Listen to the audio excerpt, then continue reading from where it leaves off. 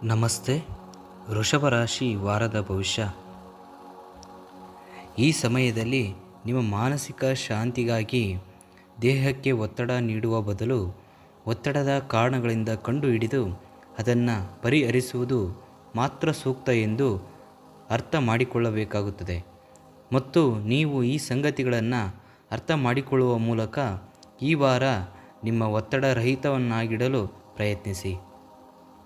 ಚಂದ್ರ ರಾಶಿಗೆ ಸಂಬಂಧಿಸಿದ ಗುರು 2ನೇ ಮನೆಯಲ್ಲಿರುವುದರಿಂದ ಈ ವಾರ ದೀರ್ಘಕಾಲದ ಹೂಡಿಕೆ ಮಾಡಿದರೆ ನಿಮಗೆ ಉತ್ತಮ ಲಾಭ ಪಡೆಯಬಹುದು. ಆದಾಗ ಇದಕ್ಕೆ ನೀವು ಮನೆಯ ಹಿರಿಯರನ್ನು ಸಂಪರ್ಕಿಸಿದ ನಂತರವೂ ಯಾವುದೇ ನಿರ್ಧಾರವನ್ನು ತಲುಪಬೇಕಾಗುತ್ತದೆ. ನಿಮ್ಮ ಮಗುವಿನ ಬಹುಮಾನ ವಿತರಣೆ ಸಂಭ್ರಮ ಆಹ್ವಾನ ನಿಮ್ಮ ಮತ್ತು ನಿಮ್ಮ ಕುಟುಂಬಕ್ಕೆ ಸಂತೋಷದಾಯಕ ಭಾವನೆಯಾಗಿದೆ.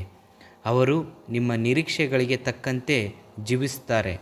ನಿಮ್ಮ ಕನಸುಗಳು ನನಸಾಗುವುದು ನೀವು ಅವರ ಮೂಲಕ ನೋಡುತ್ತೀರಿ. ಅದು ನಿಮ್ಮ ಕಣ್ಣುಗಳಿಗೆ ತೇವಾಂಶವನ್ನು ಸೃಷ್ಟಿಯಾಗಿ ನೋಡುತ್ತದೆ.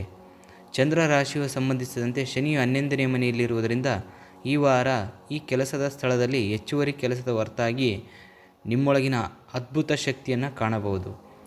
ಇದರ ಹೊರತಾಗಿ ಈ ಸಮಯದಲ್ಲಿ ನಿಮ್ಮ ಕೆಲಸ ನಿಗದಿತ ಸಮಯಕ್ಕಿಂತ ಮುಂಚಿತವಾಗಿ ಪೂರ್ಣಗೊಳಿಸಲು ನಿಮಗೆ ಸಾಧ್ಯವಾಗಬಹುದು. ನಿಮ್ಮ ರಾಶಿ ಚಕ್ರ ಸೇರಿದಂತೆ ಯಾವುದೇ ಸಂದರ್ಭ ಸ್ಪರ್ಧೆಗಳೇ ಪರೀಕ್ಷೆ ತಯಾರಾಗಿ ನಡೆಸುವಿರಿ. ಯುವಕರು ಈ ವಾರ ಅವರ ಕಠಿಣ ಪರಿಶ್ರಮದಿಂದ ಉತ್ತಮ ಫಲಿತಾಂಶವನ್ನು ಪಡೆಯುತ್ತಾರೆ. ಆದರೆ ಪ್ರಕಾರ ಆಸೆಗಳನ್ನು ಈಡೇರಿಸಬಹುದು. ಆದ್ದರಿಂದ ನಿಮ್ಮ ಕಠಿಣ ಪರಿಶ್ರಮವನ್ನು ಮುಂದುವರಿಸಿರಿ ಮತ್ತು ಕಷ್ಟದ ವಿಷಯಗಳನ್ನು ಅರ್ಥ ಮಾಡಿಕೊಳ್ಳಿ. ನಿಮ್ಮ ಶಿಕ್ಷಕರು ಹಿರಿಯರ ಸಹಾಯವನ್ನು ಪಡೆಯಿರಿ.